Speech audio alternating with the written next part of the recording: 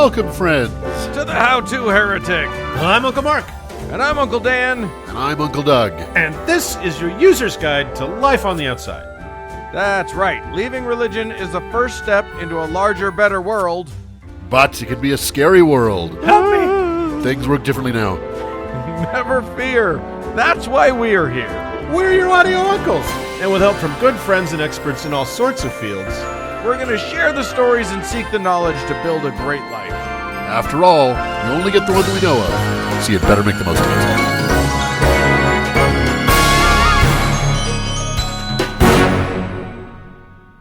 Hey guys. Hello. Well, howdy do. Howdy do to you. Here we are at 186, episode 186 of the Impossible Podcast, but we do it anyway. And, wow, what a show. We got a fun show today. It's starting to seem distinctly possible. I'm just going to throw it out. I don't know what's the number, what number means possible. I don't know. Yeah. Nobody does. But it's a fun show today. Yeah. I think. Yeah. I think so. Despite having a substantial conversation about death, it was a good one. I am going to talk about a stupid bet, and you shouldn't make it. I couldn't agree more. And then I'm going to spend some time talking about that thing on the back of that car in 1970. Yeah. Is that Calvin exactly. pissing on Chevy? That's Calvin pissing on the Capitol. Okay. And I have invited a friend of the show to come on. That's Dr. Terri Daniel, prolific author and chaplain. I don't know why pastor was what came out. Secular chaplain and expert on grief and dying to come and talk to us about those things. Kind of a hero in my book. Yeah. Yeah, I think she's one of the good guys for sure. So we're super happy to have her here. So let's work our way to that interview. We'll hack through the first two segments of bullshit to get to that interview. What do you say, fellas? Let's do it. And all you out there, you can probably tell I'm a little under the weather. I had my second vaccine, and I'm a bit stuffed up. So I apologize. I've done everything I can. I've pumped myself so full of Sudafed and every other medication I get my hands on that you could probably shoot me and it wouldn't hurt. Yeah. But I'm still stuffed up, and I apologize. He's literally a meth lab now. Yeah, but we're going to get through it. We're going to get through it, and it's going to be worth it. You'll see.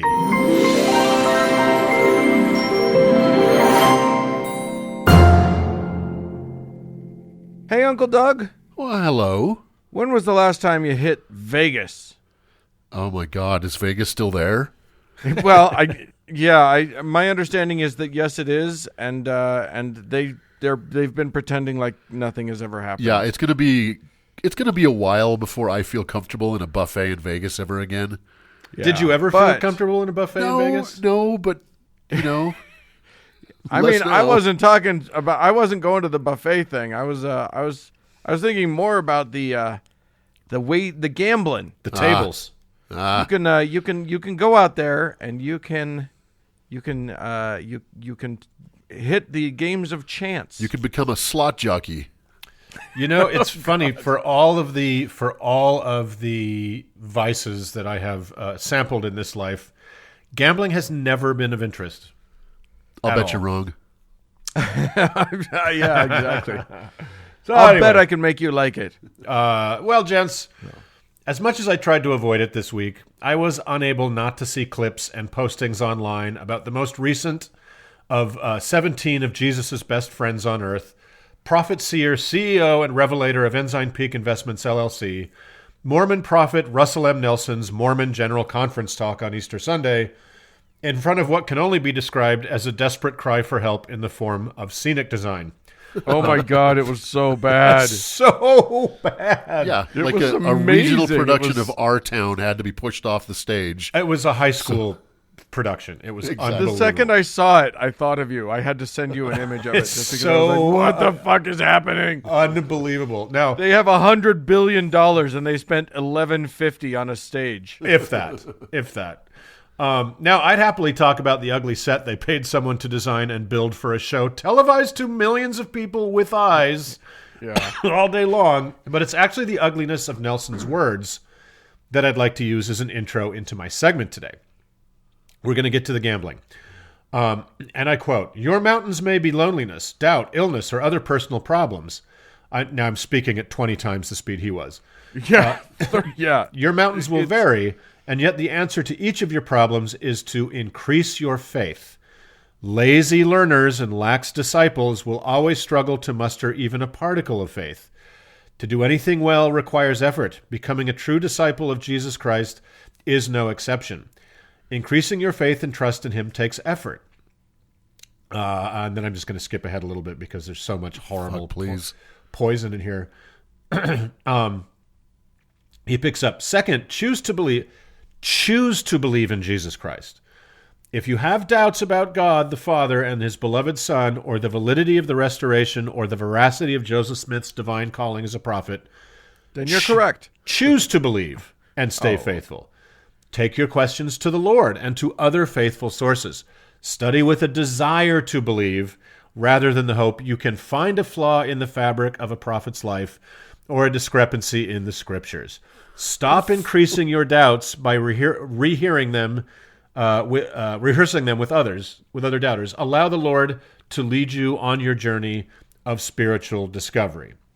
There is so much poison in those paragraphs. It's hard to know where even to start. The central a flaw in the fabric of a prophet's life. That's one way to yada yada yada away, statutory rape. Hey, Matt Gaetz. Matt Gaetz, are you listening? Call it a flaw in your fabric. Yeah, exactly. The central premise being Mormonism cannot fail. Only doubting, useless individual Mormons can fail. You doubting, disgraceful pieces of shit. Yep. Secondly, being an active Mormon is many things, but lazy is not among them. Mormonism is literally a second full-time job for true believers. Just the official scriptural canon is over 2,700 pages, thousands more if you include the Journal of Discourses, which you may or may not. And you're supposed to kind of know all of it. Sundays are a total loss, and callings and service projects, etc., inhale all the hours you aren't at work or sleeping. So go fuck yourself with the lazy learner's canard, Rusty. But what the superannuated CEO of the Zion Security Corporation at City Creek Mall, LLC, was doing there with his faith it until thou maketh it bullshit was just another lazy deployment of a very lazy old chestnut of last resort deployed by Christian apologists, that being Pascal's wager. Yeah.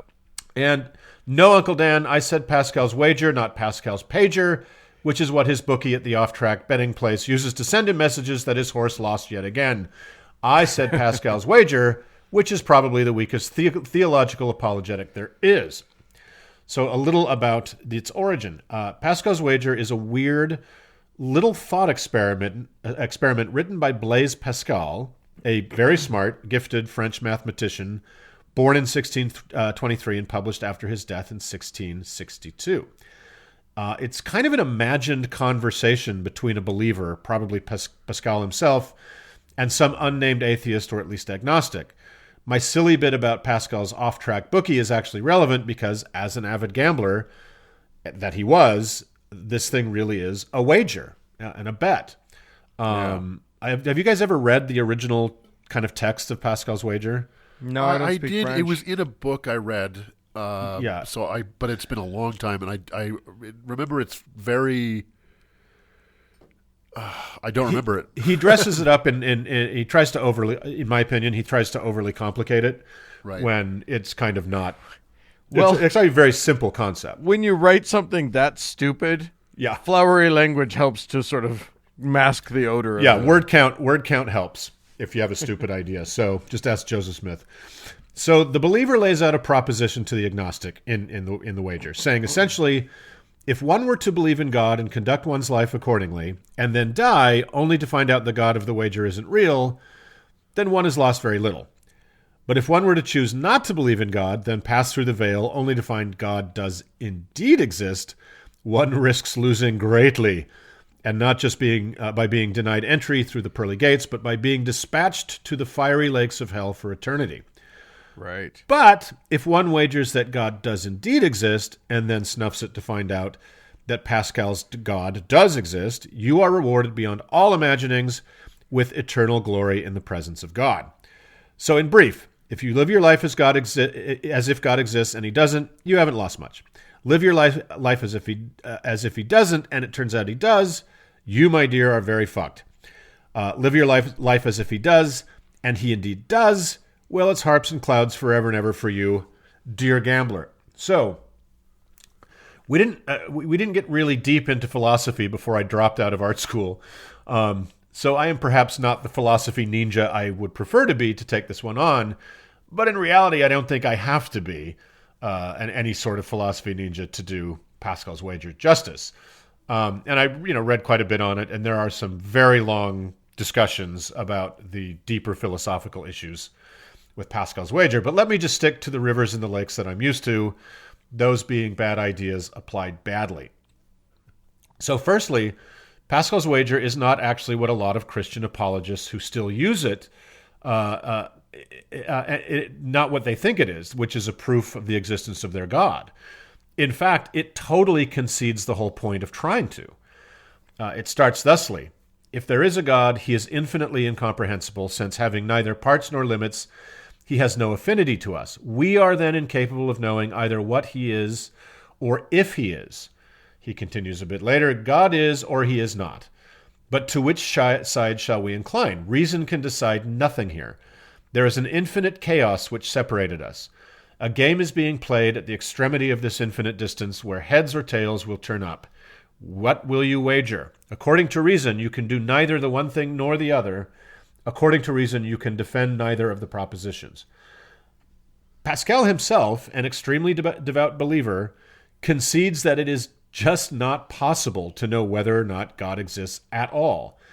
And I counter with the proposition that he is wrong. It would be entirely possible to know if God exists if the all-powerful creator of the universe would simply reveal himself, right, as Pascal's own beloved Bible claims God did on many occasions, hugging the BC AD international dateline in and around Judea. And of course, when one is placing this bet, what God can and should they expect to meet when they arrive over the rainbow? Pascal simply asserts that it's an absurd proposition to claim he would be anything other than the God Yahweh, the God of the Testaments Old and New. Obviously, religious and cultural chauvinism were very much the prime directive of the Catholicism of the 17th century. But for a man hailed as such a deep thinker, declaring the God just happens to be the one he believes in out of the thousands of options is a pretty arrogant wager made prior to making his more famous one. Right, because at the end of the day, you have to bet 100% correct. Right? Yeah. Yes. Even if you bet on God but the wrong God, you're in the same boat as the atheist. This is a pass-fail. There's nothing in the middle. It's all or nothing, this proposition, right? It's a literal coin toss. Well, I mean, who made that argument the best of anybody was one Mr. Homer Simpson. What did he say? Who at one point said, but what if I'm wrong about which God? Then I'll just be making him madder and madder. Oh, that's right. something along those lines. And what of the other sort of arrogant, dismissive portion of the cosmic bet?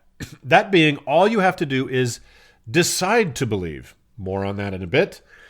And live your entire life according to the particularly staunch tendril of Catholicism that Pascal did, that being called Jansenism, which is an odd little kind of French offshoot.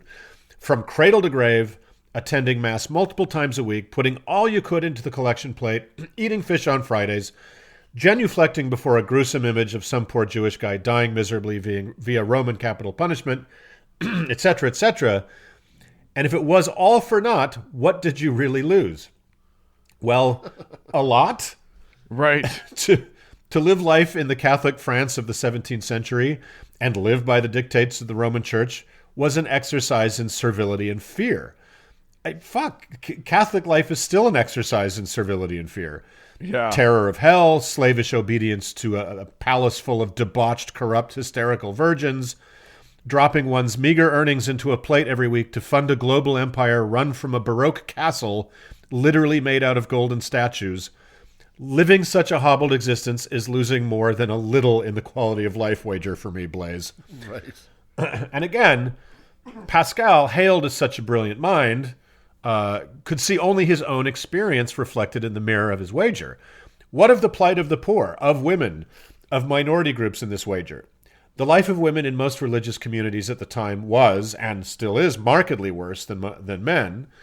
So sure, here, lady, be a slave to both Rome and the men in your life, because what do you really have to lose? This bet could pay off for you. Yeah. You might hit a jackpot at the end, but also look at how shitty this part of your life is. And all you have to put on the table is all of your physical and intellectual freedom and curiosity forever. Right. But as Pascal's wager has outlived him by several hundred years, it is now a universal apologetic for believers of all stripes. As we saw, local boy Russell M. Nelson used it to tell Mormons to believe or else. Evangelicals are very beloved of Pascal's wager because their visions of hell far outweigh any possible dream of heaven, just like so many other Christian denominations. Demanding people live by the dictates of your religion, which in most cases is the one you were assigned at birth, because the already outlandish proposition of your particular flavor of the afterlife and its king could possibly be true, is a pretty fucked up sales pitch for your religion, bub. And that gets to what is really the fundamental problem with Pascal's wager for me. It's so cynical and so poorly crafted an argument because it not only doesn't even try to demonstrate the argument central to itself that God exists, but even worse, it's an argument for a deeply dishonest way of living. Yeah. It's not an argument to believe in God. It's an argument to act as if one believes in God. Right. Terrorizing people into belief, as Catholicism has a long history of doing, isn't getting them there honestly. An all stick and no carrot approach may be effective in forcing compliance, but is compliance really the same as belief? Pascal is arguing on behalf of a God who apparently doesn't give a fuck about sincerity, merely appearances, which makes his all-powerful judge of the weight of a man's heart a pretty insincere schmuck himself. Yeah. Real belief is a thing that's arrived at through a series of experiences and understandings. It isn't just something you choose to do all of a sudden. His appeal to the idea that evidence shouldn't enter into your thinking is appalling.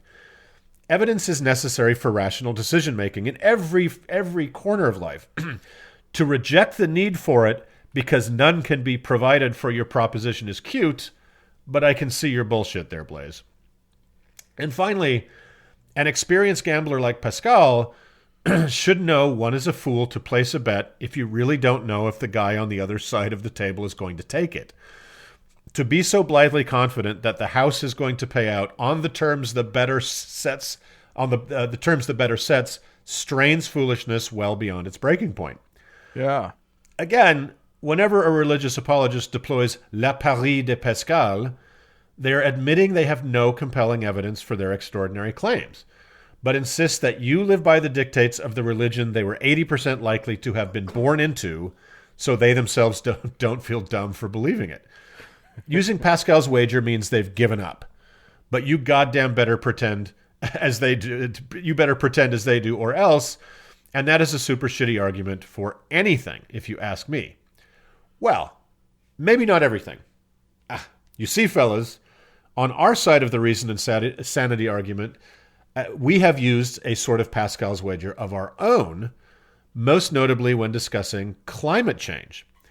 How dare you? Those of us who believe man-made climate change is occurring, which are, just to cut to the chase, all the sane people on Earth, have proposed just such a wager. That being, if we immediately take action to try to slow down and maybe even one day reverse climate change, the benefit is enormous. That being, life on Earth continues to exist. If we do nothing, everything dies a slow and miserable death on a more and more hostile planet. But even if the deniers are right, and we switch to a more conscientious, less consumption-based society for no reason at all, what have we really lost? Right. Basically, no more rolling coal, which hardly bears mentioning as a sacrifice. But here's the difference. There is a massive body of evidence compounding daily for the reality of catastrophic climate change. Even if there was only just one evidence for it, that is one more evidence than there is for the existence of Pascal's God. So, thanks for the wager, Blaze. We'll take it from here. So Yeah. that's Pascal's wager. I say don't take it. There's a very funny cartoon. A group of scientists are gathered they're discussing climate change, and one scientist is asking the group, "What if we make the world a better place for the wrong reasons?" Right. Yeah. Right? Yeah. That's what exactly if right. we've But I agree with you. Like, it's so crazy because if you accept all of the wager, it's such a long stretch. Okay, which God? Yeah. Which particular Christian God? Okay, which Baptist fucking God? You drill all the way down on that. You're telling me that at the end of all this, you never believed in him, you just pretended to, and you're in? Like he doesn't. I mean, it's such a rules-based theology. This theology that you can that like God works in technicalities.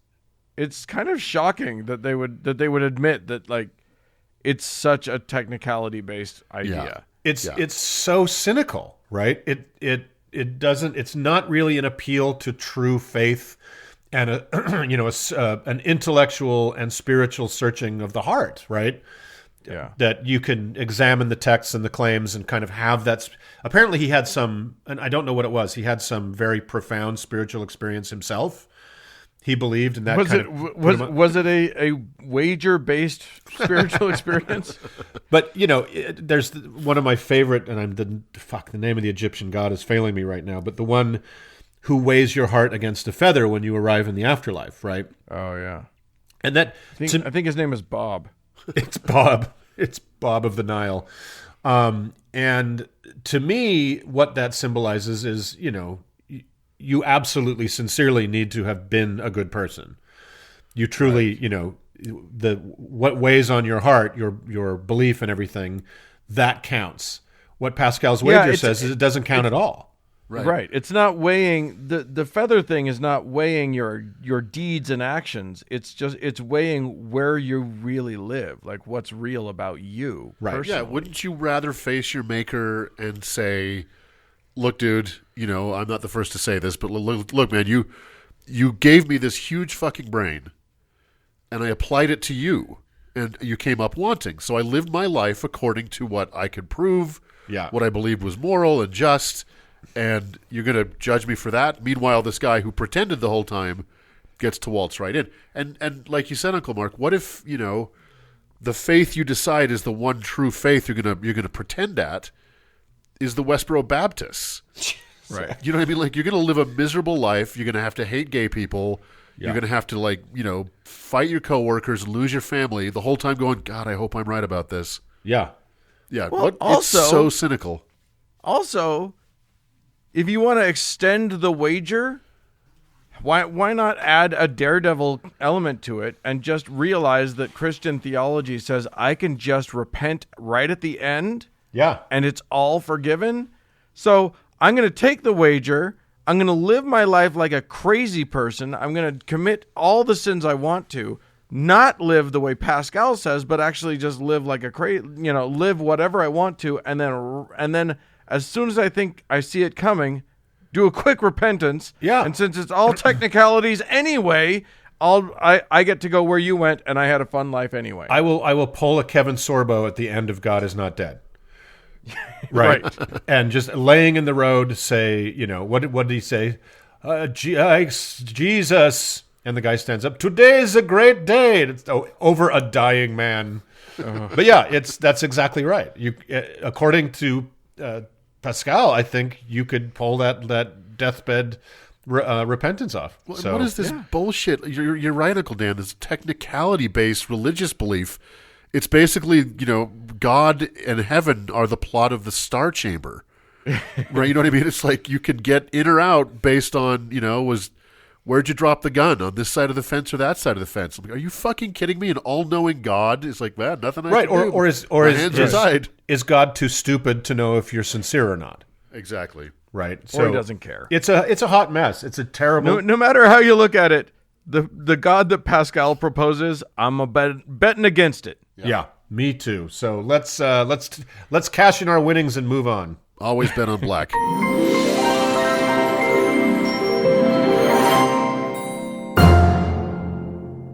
Uncle Dan.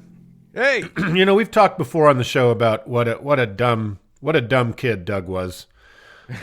Sure. When he was like 4 or 5, he was just so stupid. It was ridiculous. But But one of his favorite things, one of the things he would do is, because he was dumb, he called the classic McDonald's filet of fish a fish-o-lay, which I thought was pretty funny.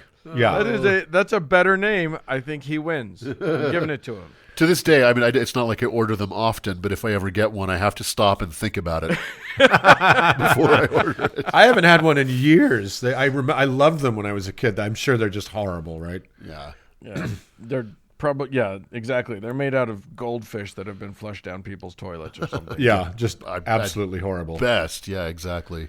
But I do love a good fish dish. Well, I think I can help with that.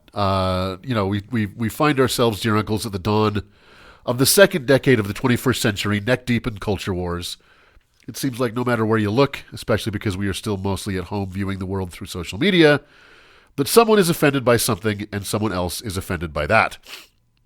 Whether you're a Christian who is offended by the insinuation by Lil Nas X that Satan might in fact be gay, or you're a Christian who is offended that a trans child might join your daughter's elementary school soccer team and win all the trophies, or you're a Christian who is offended that your neighbor still hasn't taken down their Black Lives Matter sign, even though you've asked them to 3 times while driving by and honking, it really seems like you enjoy being offended.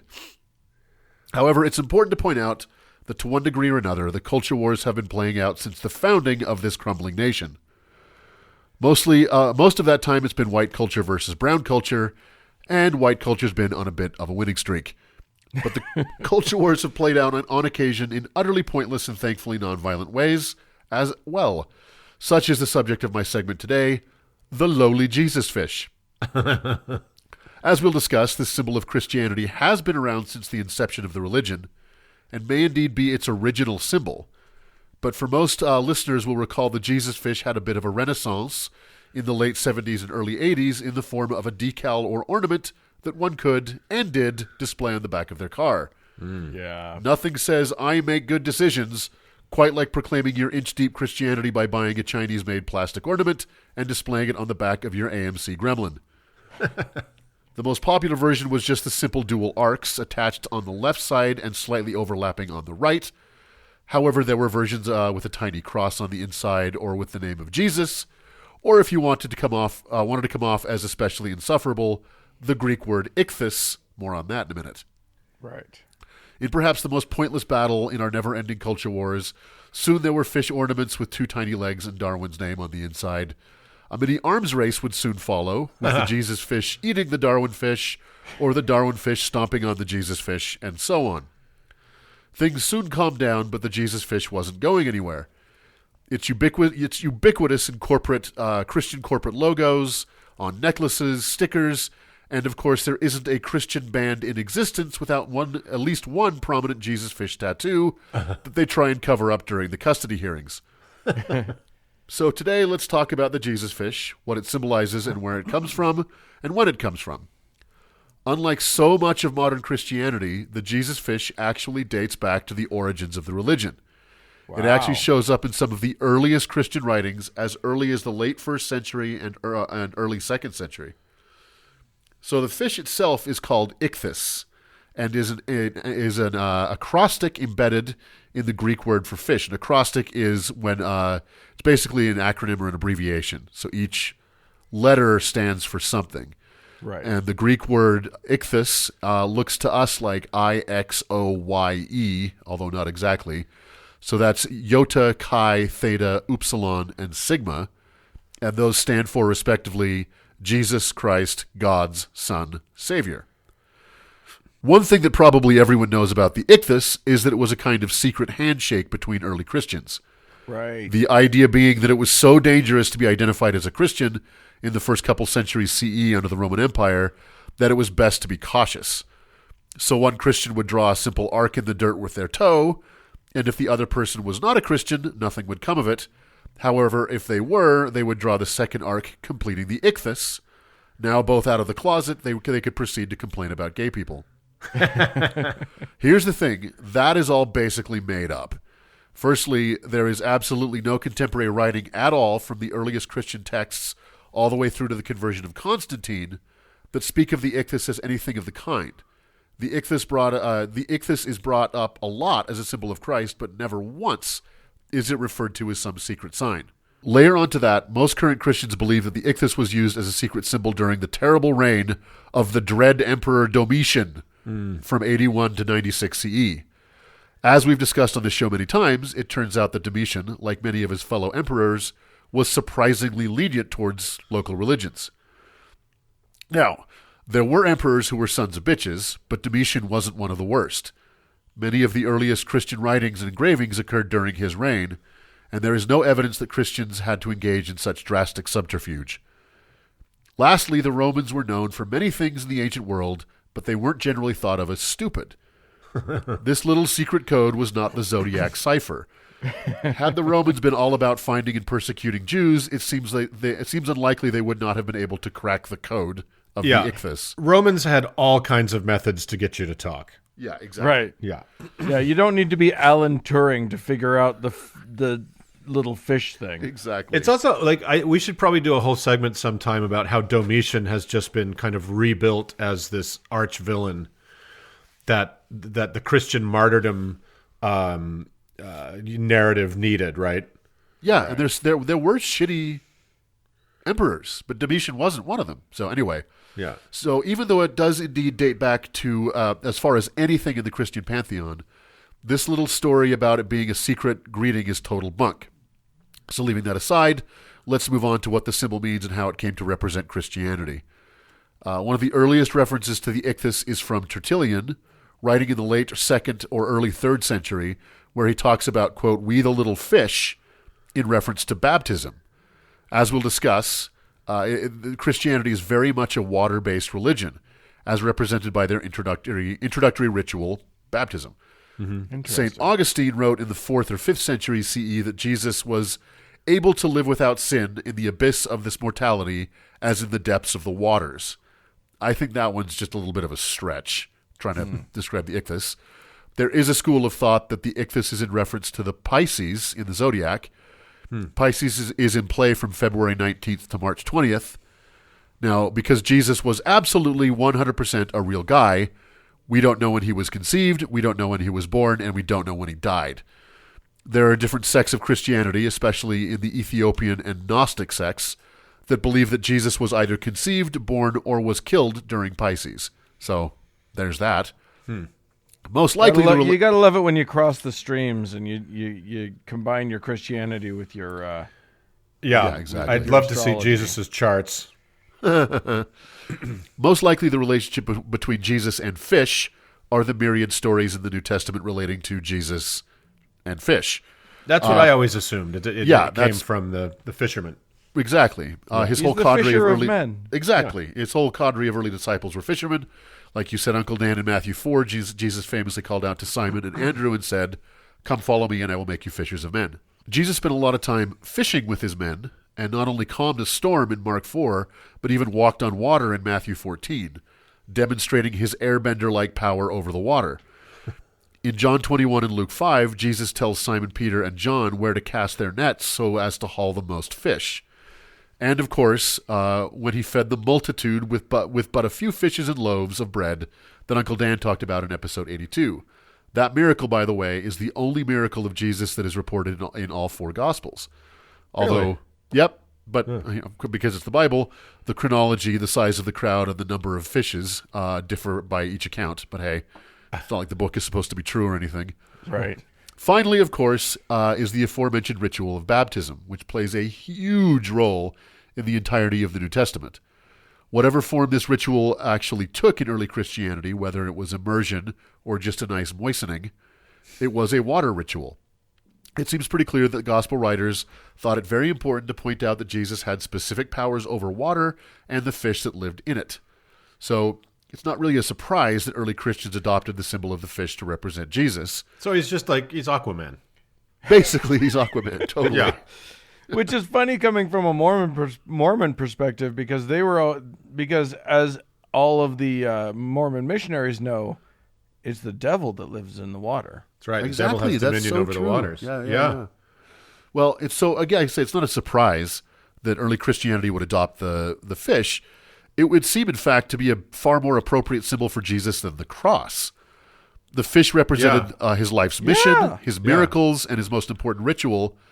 The cross represented only the moment of his death and would seem to be a far more appropriate symbol of Roman justice. Well, it took more than just a moment. It took a while. Well, It took but a few also hours. it's the murder weapon. You know what I mean? Like, Yeah. it's a bizarre choice. It is, Yeah, I exactly. think it's because the fish, it's many things, but it's also kind of about abundance, which ties back to his, feeding the multitudes. Yeah, exactly. It's odd that it didn't stick.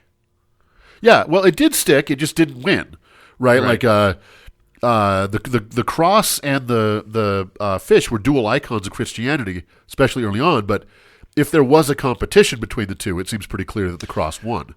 I don't know if you did any, if you saw any of this in your research, but just from my kind of anecdotal life experience, it seems to me that when I see the fish being used in a contemporary sort of way, it's usually kind of more hippie Christian, kind of good, kind of good guy Christians. Like maybe they're trying to reclaim that or something. I think that's true, but I think the thing is that the symbol of the Catholic Church is most definitely the cross. But you can see the fish everywhere as well in Catholic iconography. So Right. I think right now, like we're talking about putting it on the back of your car, I think you're probably right. But the fish has always been there, but it's just been in the background more than the cross. Right. Interestingly, there was another symbol that had a short-lived day in the sun, the 8-spoked wheel. If you stack all 5 Greek letters on top of each other that make ichthys, you end up with an 8-spoked wheel. Huh. So for a while, this symbol was actually quite common in early Christianity for the first couple centuries CE, but for reasons unknown, it fell out of favor, and it's basically only known to religious scholars now. It's because it resembled more closely the angels of the Bible, and everybody got confused. That's probably right. Yeah, So- the Ezekiel's wheel or something. Exactly. We'll probably never know the exact date or location of the ichthys as a symbol of Christianity when it arose, and likewise the exact reasons for its adoption. But it is truly one of the OG parts of Christianity from the beginning. It predates many of the books of the Bible. But we could all that can be true, and the story of it, how it's a little secret handshake to throw the Romans off the scent, could still be total bullshit. So Yeah, that's not good. I remember in art school and art history talking about in the catacombs how the fish was a fairly common symbol. Yep. If indeed it was true, that the Christians were meeting in secret in the catacombs, and also how for quite a long period the imagery of Apollo and Jesus can't be told apart. Right. At some point, the Christians co-opted Apollo's imagery, but it took a while for them to develop their own, the Jesus version of it. Right. Right. Yeah. So that's it. There's not a hell of a lot to it, but it is out there. Yeah. I love it. It's go out there and be a fisher of fish and leave the men alone. That's Go up what to I a Christian and do a little arc in the sand and see what they do. Everybody should write. Listen, next time you're at the beach, sort of shimmy up next to some guy standing there, and then just make some sort of design in the sand with your toes. Just see what he does. I didn't look this up, but there's a great story about how when the Pizarro and his conquistadors caught up with the Incas in Peru, who had just finished like this major war and were kind of the king was in motion, and so he wasn't really in his fortress. And anyway, bad luck all around. But apparently the Incas had no written language, so some conquistador blew the king's mind when he was trying to explain to him written language, and he's like, watch. And he wrote the word Dios in the dirt, and then some random other guy came along and he said, hey, what does that say? And he said, Dios. And so it kind of like was that moment, but pretty fascinating. Anyway, got a tangent there, so All right. eat Let's fish. move on. Yeah, go eat some fish and we'll move along.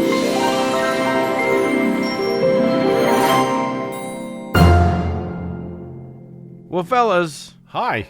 Hey-o. you know, it is a miracle and a mystery how we humans work. But one of the things that sometimes happens is some of us humans, in this case, we three, make something, and then other people like it so much that they give money for it. And this is a free podcast, and will continue to be so. But some people are very kind and have decided to donate their hard-earned cash unto us, and so we have some folks to thank. Yeah. So, I would like to our sincerest and lovely thanks go to Craig, to David, to Camilla, and Uncle Mark. I'm going to have you create a saint for our dear friend Mike Pence and Mother, who have now upgraded to sainthood. And I think we overlooked Mike Pence and Mother because so many people overlook Mike Pence and Mother. But they're hard to see. They're so white that they are vaguely transparent. They're luminously white. So thank you for your patience, you guys. We didn't mean to miss you. And I hope the wait will make this all the sweeter because you are getting a real top drawer saint, friends. You are getting Saint Retrogradus Maximus of Strasbourg, who is the patron saint of ridiculous third act plots, salvaging twists, and of course anyone whoever woke from a deep sleep only to find themselves about to tumble over Niagara Falls, and Life Day on Chewbacca's home planet of what's his home? What's the name of his home? What is Kashyyyk. it? Kashyyyk on Chewbacca's home planet of Kashyyyk. So congratulations on that Kashyykiness. A 70s canon deep cut there. Yeah, it's going deep. I like it. Amazing. Oh, and there's one other person. Sorry, Jennifer was also. I missed her in the lineup. So all of you wonderful people, thank you so much for your patronage. We appreciate it. If you, listener at home who wasn't listed in that list, think, hey, wouldn't it be neat for the uncles to say my name on that list? You can make it happen. All you got to do is go to howtoheretic.com, click the support us thingy. It gets you to the stuff. You click the things, you enter your stuff, and then boom. Yeah. You've chosen how much you want to give to us. You give it, and then you forget about it, and you keep giving it to us in perpetuity. It's a wager where everybody wins, and that's the best kind, isn't it? That's how can you go wrong? Exactly.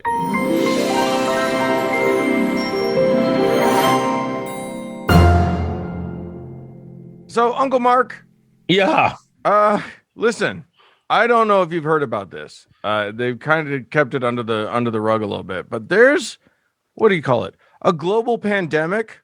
Still raging. A plandemic. Well, depends on where you are and who you ask. There's not much planning for almost anything at this point, but yes, people are getting sick and even dying. Yes, loads of them. Loads of them. And in this country, we've lost 500,000 people. 500,000. Getting closer to 600, I think. Yeah. I almost lost math entirely out of my brain. So we literally, a lot of people are dealing with the death of loved ones because of this. And if it's not because of that, guess what? Loved ones die in all of our lives, and we have to deal with that. And as the pandemic is maybe waning, school shootings are on the way back up. Oh, so what a cheerful place for you to have taken that. America, we're coming back. So anyway, we've brought on an expert in this sort of thing. Grieving, dealing with the concept of death. This is the host of the Dr. Death podcast. She is a non-religious hospice chaplain, an end-of-life educator, and a grief counselor, Dr. Terri Daniel. Welcome to the How to Heretic. Thanks so much for coming on. Hey, you guys. Thank you so much for inviting me. Yeah, it's wonderful that you've you actually found us before we found you, which I think is fun. and you've been a frequent interactor with us. And we've been on her show. Yeah, we've been on your show. Yep, you were on Ask Dr. Death. So it takes a little bit. I said Dr. Death, and I didn't say Ask Dr. Death. That is the name of the podcast. I apologize. That's okay. But yeah, I just thought, now is a time when we need to be talking about death and dying as non-believers, as non-religious people. It is a different animal entirely. And I took as my inspiration to contact you a comment in a Facebook post that I saw. It was the Facebook post said it was a guy talking about the fact that a loved one had just died, and he's in the middle of this grieving process. He's dealing with all of the emotions and the work that comes with people dying in your life, and then he has to deal with so many people on Facebook and in real life saying things like, "I'm praying for you. They're in a better place." All of the sort of Christian/religious platitudes that you have to deal with. And it's just, can you talk a little bit about that, about the fact that we are non-believing mourners in a believer's world? I can totally talk about that. I love that expression, non-believing mourners in a, what did you say, a religious world, whatever Something that is. like that. A believer's world. Yeah. A believer's that was world. good, Dan. That's really I good. did a good one. I think that's the name of my next book. I'm going to retire now. You did it. Yeah. So it's, those platitudes, not only are they offensive and horrible, they also reveal the infantile nature of the person's theology when they're saying that. Like when they say something like, God just needed another flower for his garden. And you want to say, so awful. Yeah, and you want to say, well, he's God. Why doesn't he just fucking make another flower? Yeah, leave my mom here and have a fuck your garden. Can I keep my dad? Yeah, or make a flower out of thin air. You can do that. You're God, right? So so when somebody says that stuff to you, there's like four things you can do, and you mostly have to understand how ignorant that person is, because what happens to everybody is we get our theological teaching as children, 3, 4, 5 years old, and we just kind of sit with it. It never really matures for most people. So when we're kids, we're taught how to behave. We're taught, how to be quiet in the library, look both ways when you cross the street, say please and thank you, but nobody teaches us how to be around death and how to interact with a person who's in deep mourning and deep pain. So we just go right to our theology because religious people have even fewer skills in that area. All they have is the beliefs they were indoctrinated with as children. So they offer you their infantile belief system.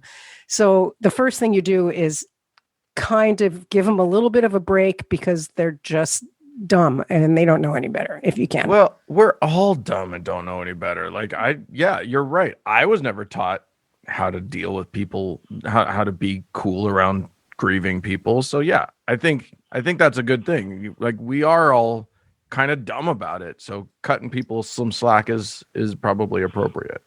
Yeah, and if the person is just so annoying, there's a couple of different things you can do. You can, if you feel strong and like you can be the bigger person, just smile and say thank you and walk away and go talk to somebody else. That would be, sure, the calm and centered thing to do.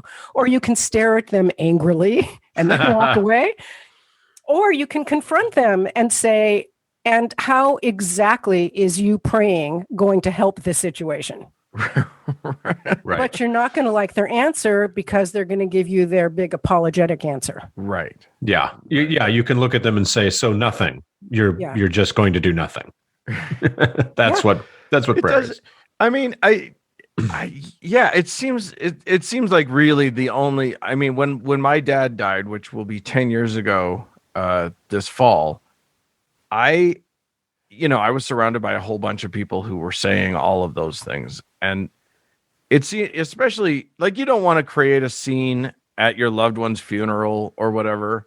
So yeah, really what you have access to is thank you very much. And then hope that they don't continue talking. I mean, I will play the devil's advocate, which is not normally what the role I play on the show when talking about believers. But I think there is underlying the ignorance and the do nothingness. I think there is a sincerity to a lot of those well wishes. Like, oh yeah, they are wishing you well. They are trying to say something nice. They just don't realize that it is kind of nothing. Right. Well, they're doing the only thing they are equipped to do. Right. That's all they have. And even though they're trying to make you feel better, what's really happening under that is they're just saying that stuff to make them feel better. Yeah. And so they're applying their religious beliefs as sort of a salve to soothe their own pain and discomfort. When they're standing with you and your father just died 3 days ago, that other person is extremely uncomfortable. They don't know how to act around you. They don't know what to say. They feel helpless. They want to help you, but they can't. So that's all they have in their toolbox. And what it really does is make them feel better. And maybe, if they really believe in prayer, they may really think that if they say some sort of prayer, I don't know what's supposed to happen. Is it supposed to make sure your father goes to heaven? Is it supposed to relieve your pain? What is it supposed to do? Right. Yeah. Nothing. That's a very, yeah. It turns out that doesn't mean anything when someone says that, but boy, does it mean something to them. Boy, do they think they're doing something when they say it. It makes them feel better. And if I could tell you a little story about that. Please. The reason I got into this business in the first place was my son died when he was 16 after a long illness. And I had a neighbor who was a missionary, and she and her husband would go to Africa and preach to people all the time. And it just happened she had brought this African woman back with her from wherever they were on their last mission. They kept one. Yes. And so she was that is discouraged. Yeah.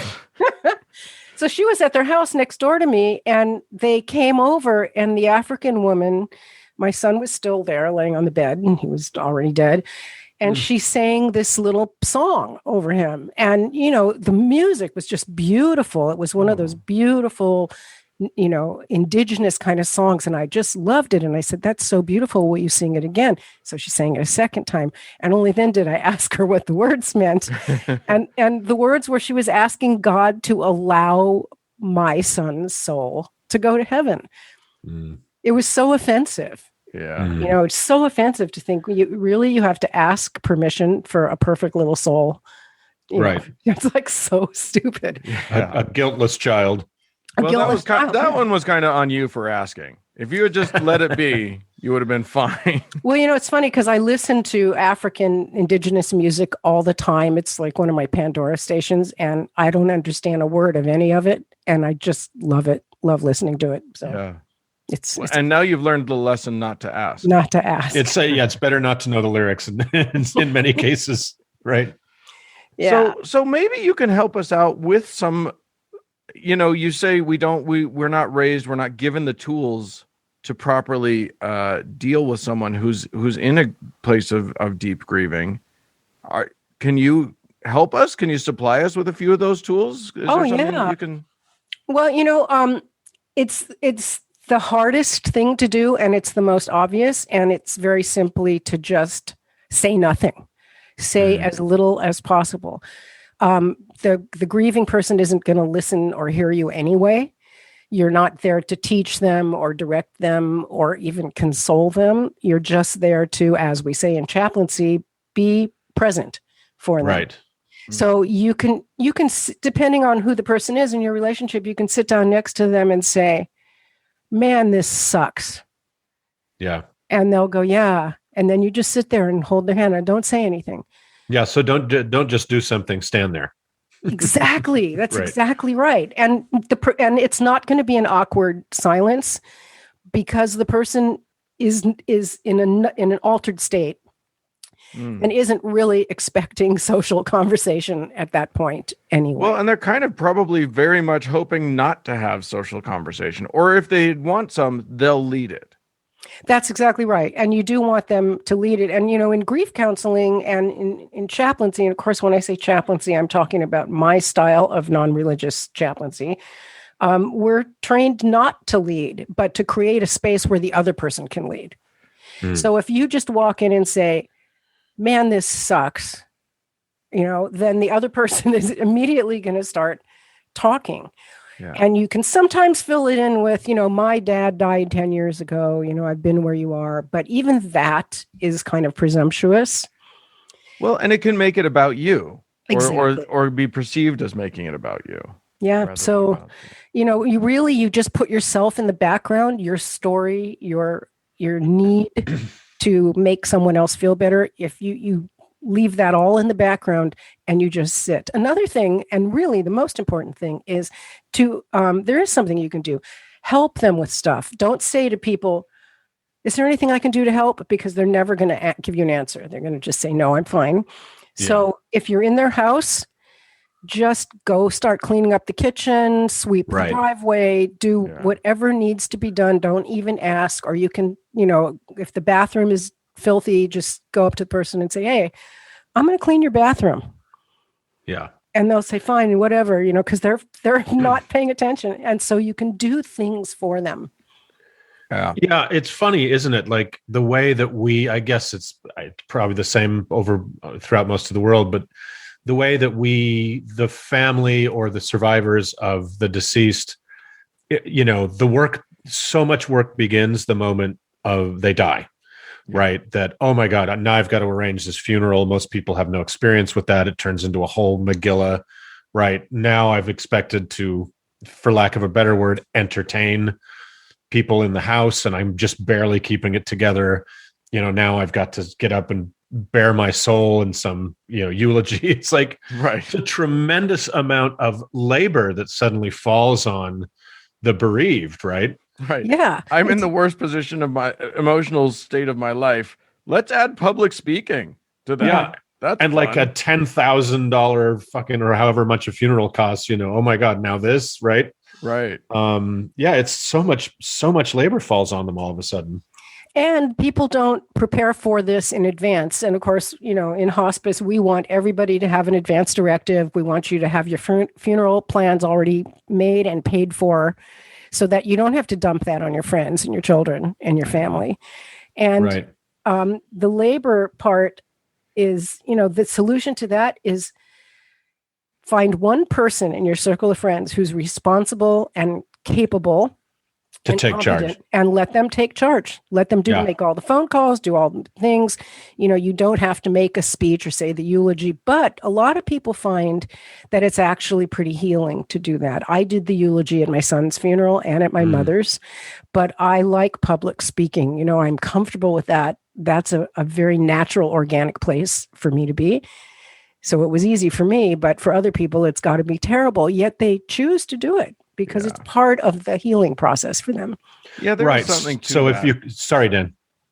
I was just going to say there's definitely something to that. I actually felt good about talking at my dad's funeral. Although I will say this, just as a quick pro tip, don't book yourself after a beautiful musical number. That is a very bad idea. That caused at least 30 seconds of awkward while I tried to compose myself. So, and Dan, you didn't. Your dad was a practicing Mormon. Yeah, but you did not. Am I correct? You did not hold the funeral in a Mormon ward house. No, we didn't. I found a funeral home that looked pretty and that had a lovely view of the valley, and then and I did sort of as my nod to his religion. I asked his Mormon bishop to give an opening prayer, but I didn't do a closing prayer, and I sure as fuck didn't let any of those bastards talk during the thing. Oh, that's good. Yeah. And then, then you get into the whole religious thing. I had a family once where the father was Catholic. He made all his plans. He was very Catholic, and he wanted a mass. He had the whole thing figured out what he wanted when he died. And then he died. And one of his daughters was a born-again Christian, and she insisted on having the service at her, evangelical wacko Jesus church. Right. Oh no. Against the father's wishes, and the other sibling was trying to honor the father's wishes, and they had this huge battle, and so they ended up having two, one at the Catholic Church and one at the other church. Great. Just because of religious rift. I mean, what's better than arranging one funeral but two? Yeah. Yeah, and religion just so much gets in the way of it. And back to sort of theory on this, the reason we have religion is primarily so people have some kind of system for dealing with death. Yeah. That's kind of why it's created. So if you look at us, at a primitive level, like back in the early days of human history, shit happens, the baby died, the crops died, something happened, you had death and loss, and you'd sit around the fire with your tribe and saying, what happened? Why did that happen? And you start to make up mythologies that explain why bad things happen. And from that starts to have doctrine like, well, maybe if we, do our special worship dance for the sun or the rain or something more. We'll appease the god of whatever. Appease the god. So that's how the gods are created. It's 100% because of death. What do you think about the idea of, early on in this podcast, we had a guy named Paige come on who's a psychotherapist, and we talked to him a little bit about grief and grieving, and he talked about rituals and about creating your own ritual and how, religion makes people, it's tricky because it has all these annoying side effects, but they actually have some useful things going on too. And one of them is that they have rituals that they can do that make people that give people comfort, give them a sense of, give them something to do if nothing else, but also give them a way to confront this that isn't just, sitting around crying. Yeah, exactly. I'm so glad that you brought that up because I'm really big on ritual. In fact, I'm actually teaching a class on rituals at a seminary in the fall to chaplaincy students. So yes, absolutely, 100% on rituals. It does give you something to do. It's almost a form of occupational therapy. It gives you like little things that you can make, representational objects, and then you carry it outside and you bury it in the earth. That part of it is really helpful, but it also gives form to the formless. So your grief and your pain and the trauma you experienced and the love that you have for the person, these things can't be defined in words or images.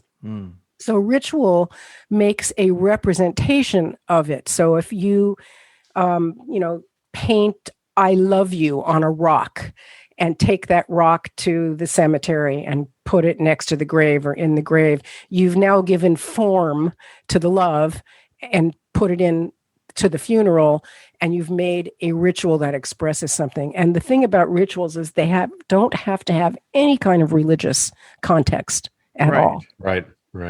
And so, yeah, it's really important for people to create their own rituals. There's some wonderful books. There's a book called Sacred Ceremony that I'm using as a textbook in my class that has wonderful rituals for every rite of passage: death, birth, menopause, buying a house, all of this. And think about, the rituals that people just normally accept. Like when you get married, you're supposed to carry the bride over the threshold. Right. That's a ritual. Everybody does it. Yeah. And our lives just in any culture are full of rituals that most of us don't even know the origin of, right? It's just simply something you do. You throw rice at the wedding, right? Yeah. And I think one of the nice things about being non-religious and and looking at the world through that lens is that you get to create your own rituals, that the ritual doesn't have to be tied to anybody else's thing.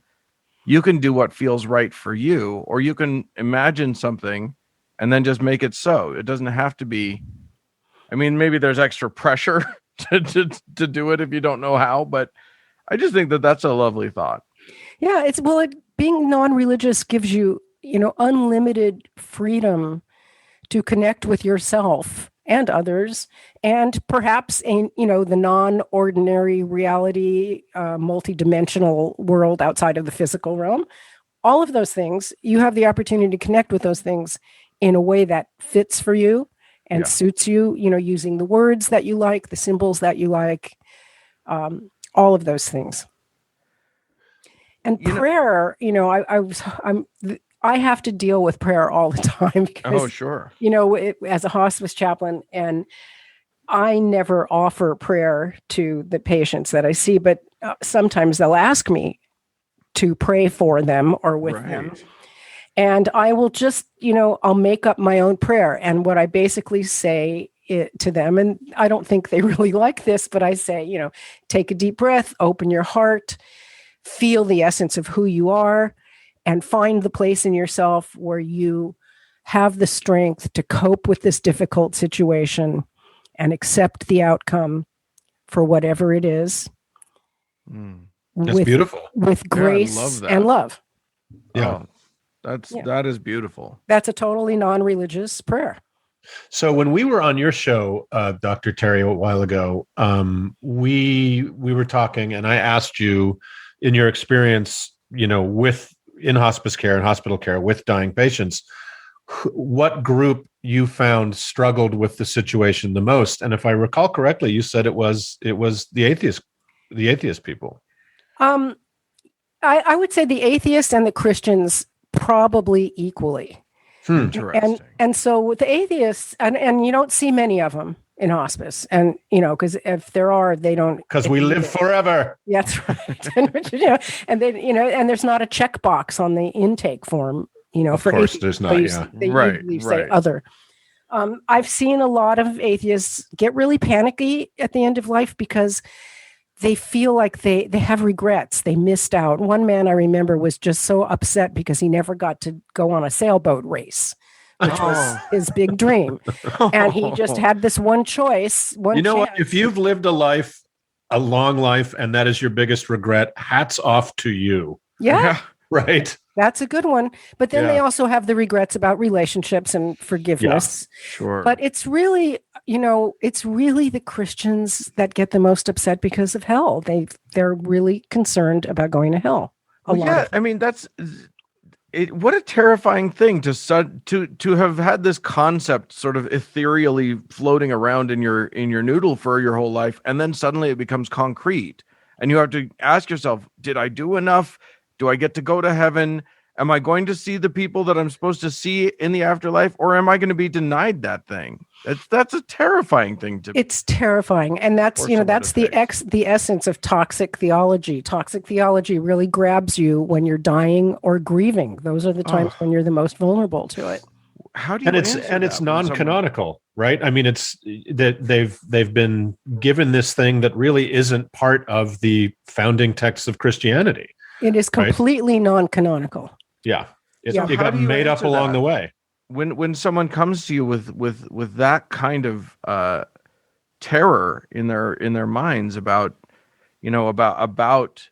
not going to heaven, or even the atheists, when they come to you and are so regretful about the things that they have or haven't been able to do in their lives, what you would not say to the atheist is, don't worry, you'll get to go do a sailboat race in your next life. Right. Yeah, that's not a very helpful thing. So that's where ritual comes in. So let's just use the sailboat guy as an example. Okay, great. I could have him and his family do like a little art therapy process where he draws a picture of a boat on the water and, just kind of creates a little scene and does perhaps a meditation on that. So like as he's dying, he can imagine that he's floating away on the water on a boat. There's like readings and poetry and things that you can read that are that there's a lot of boat and water analogies in end-of-life care. Sure. So something like that would be really helpful for a guy like that. For the Christians who are terrified of hell, I actually use this one example in the classes that I teach. I had this guy once who been diagnosed with the 3rd stage, 4th stage cancer. He was dying. He was about 70. And he's told me, I was a really bad dude my whole life. I was a meth dealer. I beat up women. I was a criminal. It was, and he told me, and he said, but one day I was with my biker brothers and we were camping someplace, and there was this Christian encampment there at the campground.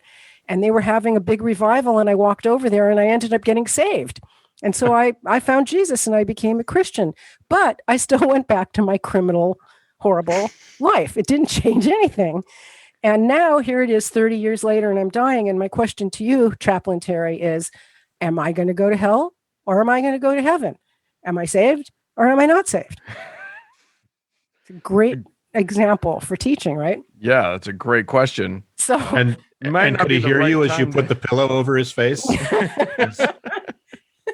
He's a horrible human being. It was such a great opportunity to use one of the number one tools that we have in chaplaincy, which is called reflection.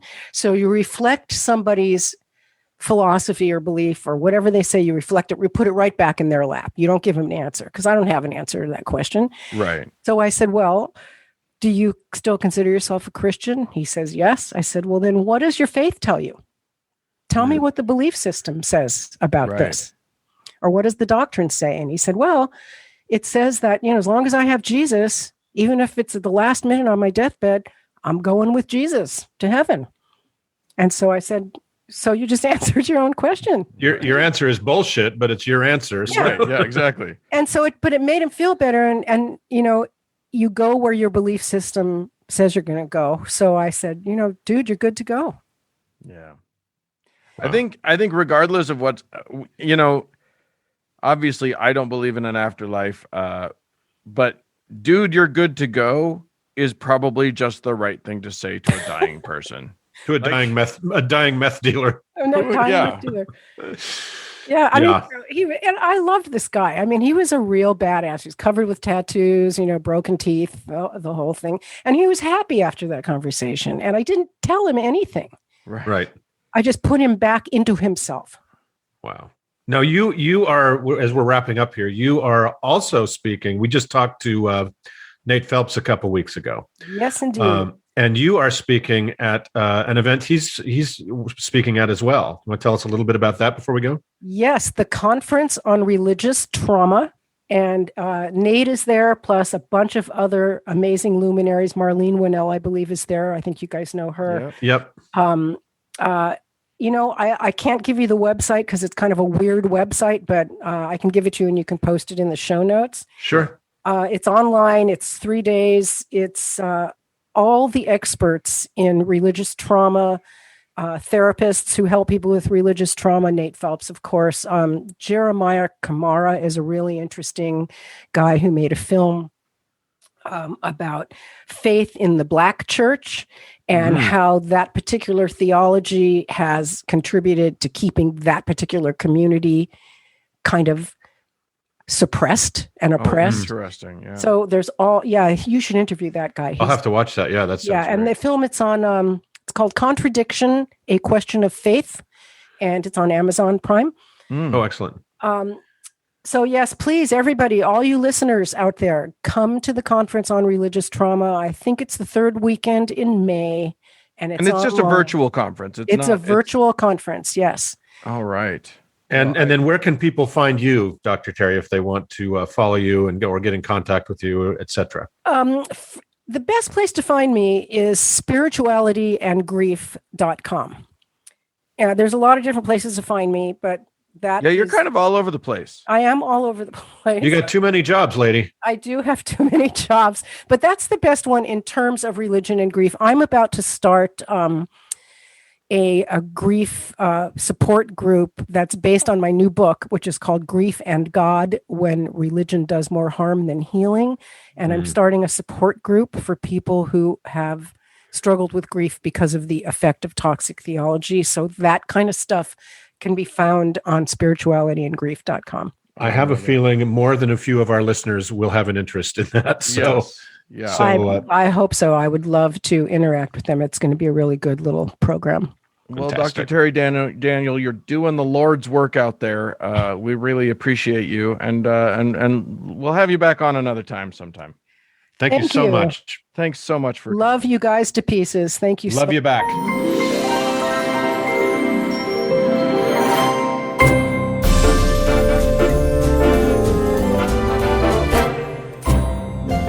Well, friends, that is it for this week's show.